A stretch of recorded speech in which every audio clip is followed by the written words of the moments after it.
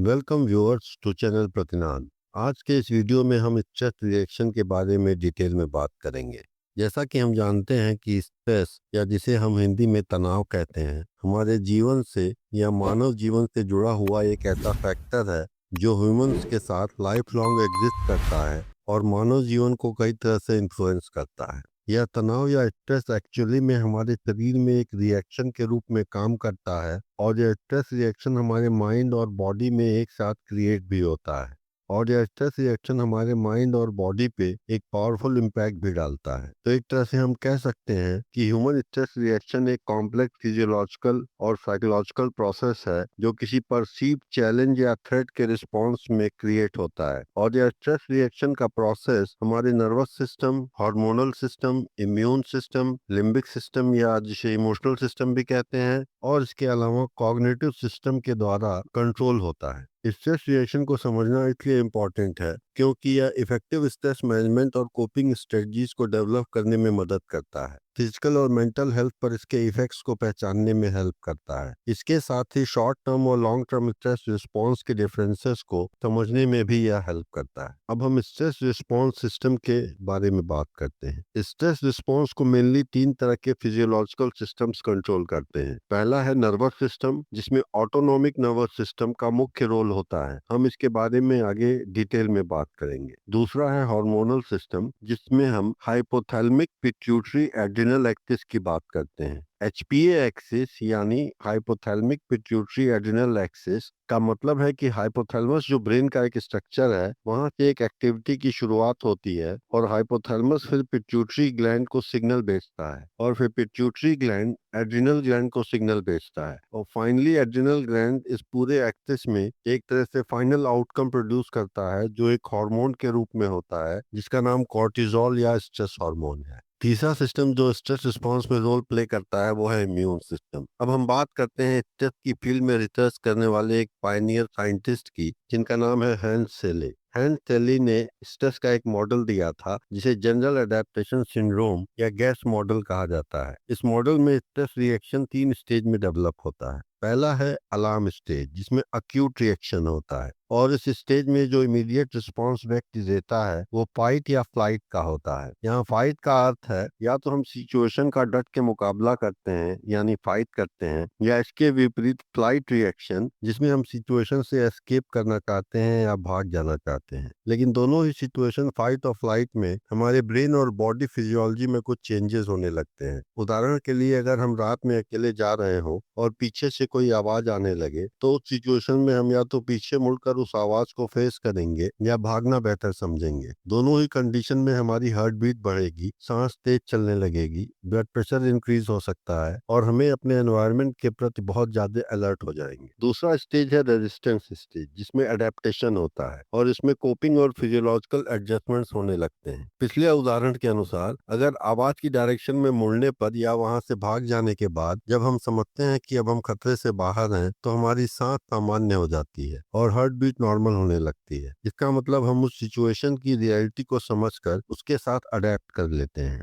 तीसरा है exhaustion stage, जिसमें ब्रेकडाउन हो सकता है। इस स्टेज में बर्नआउट, क्रॉनिक डिजीज और इमोशनल कोलैप्स होने की पॉसिबिलिटी होती है। अगर हम पिछले उदाहरण की ही बात करें तो अगर भागने के बावजूद वो आवाज हमारा पीछा नहीं छोड़ती है तो हम डर के मारे बेहोश भी हो सकते हैं। मतलब अगर हम सिचुएशन के साथ अडेप्ट नहीं कर पाते हैं और लगातार हमारी फिजिकल एनर्जी और मेंटल एनर्जी यूज होती चली जाती है तो एक टाइम के बाद हम एग्जॉस्टेड फील करने लगते हैं और कोलैप्स कर सकते हैं। अब हम स्ट्रेस रिएक्शन के थ्री स्टेजेस की डिटेल में बात कर रहे हैं। तो जैसा हमने कहा कि पहला स्टेज अलार्म स्टेज या फाइट और फ्लाइट रिस्पॉन्स है, तो इसमें होने वाले फिजियोलॉजिकल चेंजेस कुछ इस प्रकार हैं। अलार्म स्टेज में एक तरफ तो सिंपैथेटिक नर्वस सिस्टम एक्टिवेट होता है जिसमें हार्मोन्स एड्रेनलिन और नॉन एड्रेनलिन रिलीज होते हैं। यहाँ हमें यह पता होना चाहिए कि सिंपैथेटिक नर्वस सिस्टम हमारे नर्वस सिस्टम का वो पार्ट है जो हमें एक्टिव और अलर्ट बनाए रखता है। सिंपैथेटिक नर्वस सिस्टम हमारे बॉडी में अराउजल यानी एक तरह की उत्तेजना पैदा करता है और बॉडी में होने वाले ये सभी चेंजेस एड्रेनलिन और नॉन एड्रेनलिन हार्मोन्स की रिलीज की वजह से होते हैं।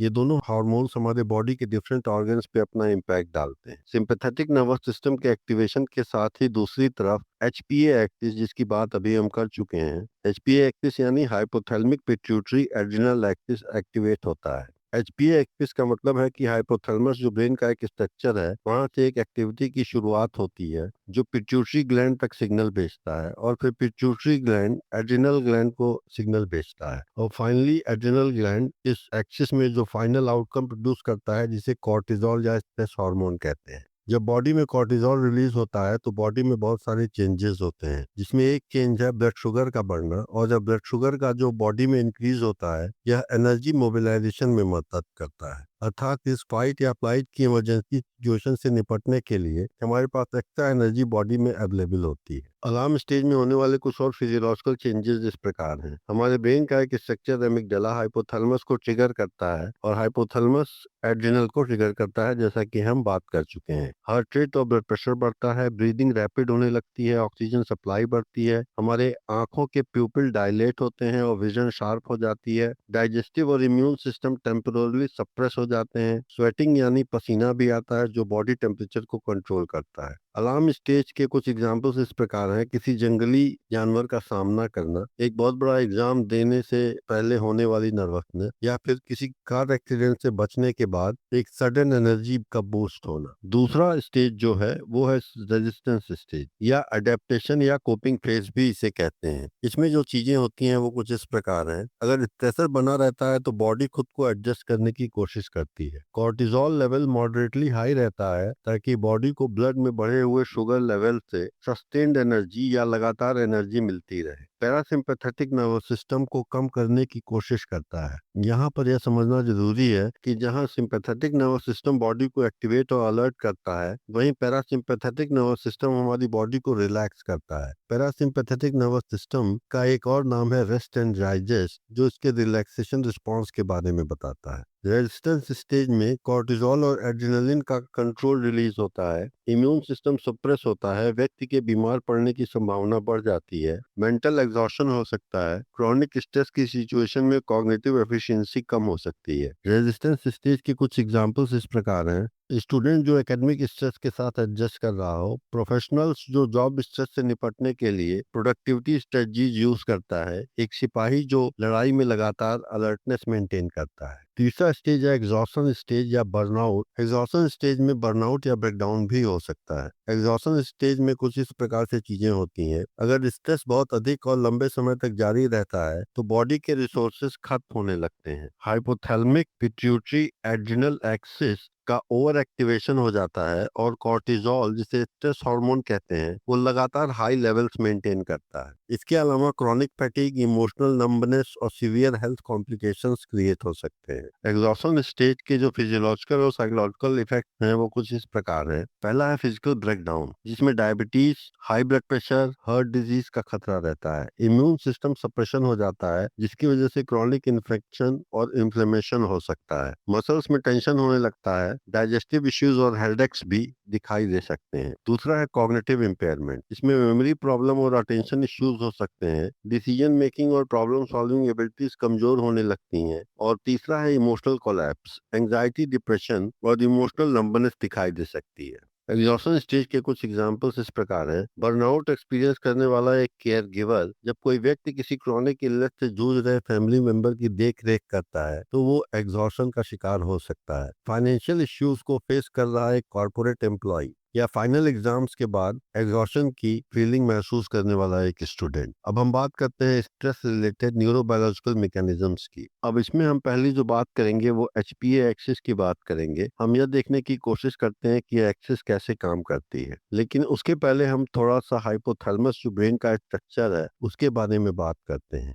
हाइपोथैलेमस जो बॉडी की इंटरनल कंडीशंस को मेंटेन करने की कोशिश करता है। जैसे अगर हमारे शरीर में पानी की कमी हो जाए तो हाइपोथैलेमस हमारे अंदर प्यास या थर्स्ट क्रिएट कर देता है, और हम पानी पीकर वाटर की डेफिशिएंसी को दूर करते हैं। हाइपोथैलेमस के वैसे तो बहुत सारे फंक्शंस हैं, पर उनमें से एक फंक्शन ये भी है कि ये कुछ हार्मोन सिक्रीट करता है और बॉडी सिस्टम्स को मैनेज करता है। हाइपोथैलेमस कॉर्टिकोट्रोपिन रिलीजिंग हार्मोन को रिलीज करता है, जिसे सीआरएच भी कहते हैं। उसके बाद ये कॉर्टिकोट्रोपिन रिलीजिंग हार्मोन या सीआरएच जो हाइपोथैलेमस से निकला था वो पिट्यूटरी ग्लैंड के पास जाता है, और पिट्यूटरी ग्लैंड से एटीटीएच यानी एड्रिनोकॉर्टिकोट्रोपिक हार्मोन रिलीज करता है। एड्रिनोकॉर्टिकोट्रोपिक हार्मोन जो पिट्यूटरी ग्लैंड से निकला था अब एड्रिनल ग्लैंड पे काम करता है और एड्रिनल ग्लैंड से कॉर्टिजोल और एड्रिनलिन रिलीज करवाता है। और कॉर्टिजोल के बारे में हम पहले ही बात कर चुके हैं। प्रोलॉन्ग स्ट्रेस में एचपीए एक्सिस का डिस्फंक्शन होने लगता है, जिसकी वजह से ओवर एक्टिव स्ट्रेस रिस्पॉन्स होता है और हमें एंजाइटी, पैनिक डिसऑर्डर जैसी चीजें हो सकती हैं।